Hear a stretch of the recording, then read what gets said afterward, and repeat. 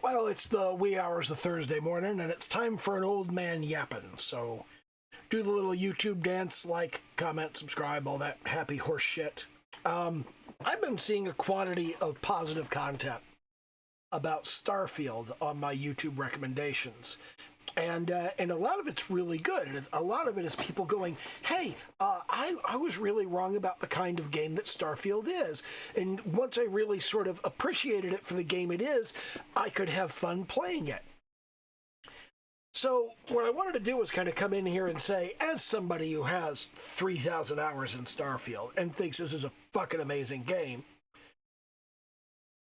what my take on the kind of game Starfield happens to be. The core themes of Starfield are exploration, isolation, and repetition. I've said this several times. If you've been reading any of my comments on other people's videos, you've probably seen me say this. But let's kind of deal with that one at a time. The thing about the exploration is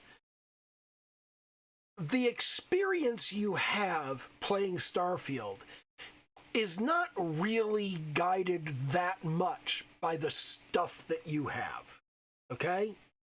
In the early stages of the game, there are certain minimal abilities that you need to train your character into, and there's a certain minimal equipment that you need to obtain, that you need to have available to you. But as you play the game, you'll get better at just going out and getting that. It'll be easier for you to just go out and get the stuff, to just go out and grab the things that you need and go on about your business. Because you don't need any kind of amazing spacesuit. You don't need an amazing helmet or some incredible boost pack. You don't need the best of the best of the best of everything. I go around most of the time with just a basic boost pack. Sometimes I'll swap it out for a balanced one. I don't really care. It doesn't matter. People get concerned about, well, I can't save up enough money to buy the best ship. You don't need to buy the best ship. Put some decent weapons on the ship that you have. Well, I can't afford to buy the C-class reactor I need. You don't really need a C-class reactor. I mean, there's plenty of good A and B class weapons that you can use, and they work just fine. Well, I play on the highest difficulty. Whose fault is that? I mean, Bethesda's idea of difficulty is making your enemies into a bullet sponge, which is not actually increasing the challenge. It's not actually making things more difficult. It's certainly not making things more fun or enjoyable. It just makes them take longer. It just makes you use up more ammunition. That's not fun. That's not better. It's one of the things that I wish they would figure out a better answer for. What really matters is knowing where things are, knowing how to get to the things that you want, knowing that the fastest and easiest money you can make in the early game is to head to Aquila City and do the speech checks with the Shaw gang in the bank. And if you pass them and you get through all of that, then you get handed a bunch of money. And it takes like 3 minutes. It's very quick, it's very simple, it's very easy, especially if you have the right social skills. If you have jacked up your diplomacy skill, that whole thing is just trivial. And then, like, after that, if you go and you start the main quest, if you start the main quest after going through the Unity the first time, then you immediately get handed a bunch of money when you say, I'm not going to do the whole quest, I'm going to blow the whistle and tell everybody I'm Starborn and just kind of like speed run this whole thing. You immediately get handed a bunch of money. You immediately get handed some kind of weapon, some kind of ammo to go in the weapon. And it's just fast and easy. You can take that money over to Centaurian Arsenal and immediately buy an advanced Big Bang. They always have one in stock. It's like 15,000 credits. And if you then go off to Ryujin and you start doing the quests there, you get to a point in that quest line, they hand you 500 heavy particle fuse ammo. That's enough to carry you most of the way through the game. on top of this, it's just like, once you get familiar with where everything is and how everything works, you start to get that it doesn't really matter how much money you have or what equipment you have or what ship you have, what kind of outpost you build, what kind of home you built, how you've decorated your home. None of that really matters as much as what you, the player, know about the game. And you'll learn more and more about it over time. If you start out going, I'm gonna get the best equipment, I'm gonna get the best weapon, I'm gonna get the best suit, I'm gonna get the best ship, I'm gonna get the best place to live, I'm gonna build the best network of outposts that will make me bunches of experience points and money. You can do that, but it will be a lot of work, and the work is just not really worth it unless you're enjoying building this stuff. I like building the big, complex machine that works across multiple star systems and produces stuff that I can sell automatically. So every so often I go back to my outpost and I pick up a bunch of stuff and I take it into town and I sell it, and nobody has enough money to buy all of it, so I just throw most of it away. I don't care.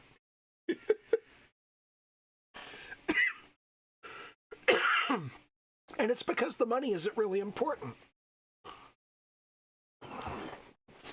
And it's one of those things that you really kind of have to wrap your head around, that the stuff you collect isn't really that important. What's important is ramping up your character's skills and making that progression, and then eventually you hit the top of that progression, and then it's all about what you know about the game and what you do with your knowledge about the game. Now, the second part, isolation. This is another important thing. Because you're out there doing because it's about you, the player, and what you know about the game, you're the only one driving events. There's no urgency. Like, the world isn't going to end in a week if you don't do your next quest. Nobody's going to care if you take like 3 weeks or 10 years or whatever off and just go and fuck around building outposts. And that's actually built in to the quest descriptions and to all of the stuff about all of the various stuff that's built around the storyline and what needs to happen next, what needs to be done here, and all of that is just like it's not urgent. You just you get to it whenever. And that can be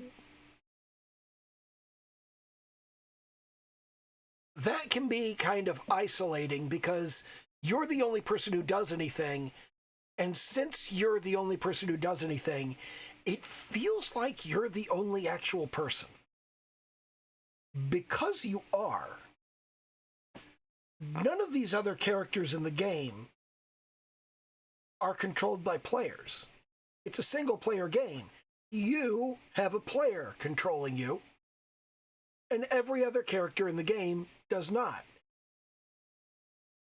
Even the characters that can be your companions, they're not very good companions. They're not very useful companions. A lot of people complained about that, and they said, these companions are not very... We had better companions in Fallout New Vegas. Yeah. I think they're supposed to be bad. I think they're deliberately not supposed to be very useful. You're supposed to go, I'm just better off not having these. I think they're supposed to have repetitive dialogue. I think they're supposed to be bitchy and annoying and hard to deal with. So you just go, it's not worth it. The benefit of having these characters with me is just not worth it. I'll leave them back at the base. I'll leave them on the ship. I don't care.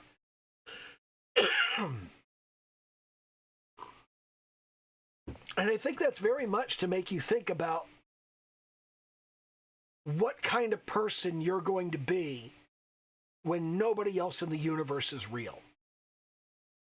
I think that's an important question that Starfield asks, and it's an important thing that you should be thinking about. Nothing actually matters. Nothing makes a difference, you know? And regardless of what choices you make in a given faction quest line, you're not going to see the changes happen in the world. When you get to the Unity, they'll tell you, oh, hey, because of your choices in that quest, this is going to happen. You're not going to be there and you're not going to see it, but it'll happen. Trust us. And it's like that over and over again. Starfield is really kind of a time loop game where you just keep going back and back and back to the same point in time after the first artifact is recovered on Vectera. And you go through the same stuff over and over again. And that's where the repetition comes in. And you notice this even your first time playing the game, that every time you collect an artifact, it's basically the same experience. And you have to do that with like a dozen artifacts. And there are maybe 3 that it's a little different for. But all of the rest is just like, look, there they are embedded in the wall, and you got to break them loose from the wall and pick them up and have the vision. When Vladimir starts telling you about temples and you go to the temples, you're going to have to go to 20 some odd temples. And in every single one of them, you're going to have to solve the same puzzle that has the same solution to upgrade your power. And there are 10 levels of each power, which means since you can only get 1 level of each power per playthrough, you're going to have to go through the Unity 9 times and do all 20-odd temples again to raise all of your powers to the maximum level. You're doing the same thing over and over and over again. And at the end, when you get to the Unity is just a reset button. The Unity is just, let me do this over again. Let me do all of this again. It's always repetition. It's always about you're doing the same thing over and over and over. Your points of interest are the same thing over and over and over. Planetary features, same thing over and over and over. Alien creatures on different planets, the same things over and over.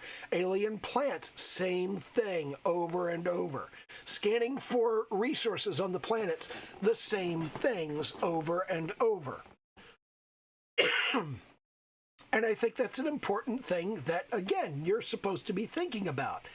All of this is the same. It's the same thing over and over. Why do I want to do the same thing over and over? And that's part of being Starborn. Now, I don't know what the new DLC is going to be like. That's going to be coming out next year. But I'd like to think that they really just kind of smack you in the face with it a little bit more and go, you're supposed to be doing the same thing over and over. You're supposed to be isolated and all alone. It's supposed to be repetitive. You're supposed to be out there exploring and finding nothing and nothing and nothing and nothing until then you find something and you're like, ooh, it's something. And that's exciting because you found so much fucking nothing. And there's a weird kind of Buddhist thread through it of like, give up your attachments. But anyway, that's my take on what Starfield is and how Starfield works. So yeah, maybe that will help you get into it and find that, oh, this is what I expected. You have to explore because exploration is the important part of the game. You're going to be isolated. You're not going to have good companions. You're not going to have good relationships with people. You're not going to have a lot of friends in the game. Most of the people just can't even really be interacted with. Everybody's in the same place all the time. They don't even have schedules. And it's one of those things where, I mean, in Fallout, people have schedules. And in the Elder Scrolls, people have schedules. But you go to New Atlantis for the first time, and you go to Jemison Mercantile, and there's a Molly. She never leaves.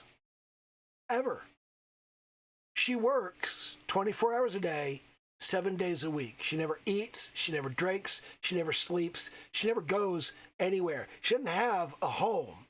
She never leaves. Nobody ever leaves. All of the people who run stores in Starfield are at their job 24 hours a day, 7 days a week. They never fucking leave. They don't work shifts.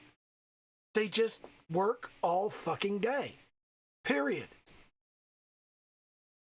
That's fucking weird. And it's not like Bethesda can't do that. It's not like they can't give them schedules. We know they can because they did. So why didn't they here? I think they want you to notice, and they want you to think about it, and they want you to go, these aren't real people. These people aren't normal. Something's fucked up. It's a time loop thing. Weird shit is going on. It's like it's a simulation. And I don't know, maybe that's what Starborn is going to end up being, is going, you know, not only are you Starborn, but, you know, the world that you inhabit, it's a simulation. You're not even real. The other Starborn aren't even real. You know, the Starborn feel like they're the only real people in the world because they know they've been through the Unity. But they're not real either, because you're the only one that actually has a player controlling you. They're not real. None of the people in the game are real. No matter how much we like them, no matter how much we want them to be. But I don't know. Maybe that will help you enjoy Starfield more if you haven't played it and are thinking about playing it. And I don't know. Maybe it'll help you understand why I like it so much. Okay, bye.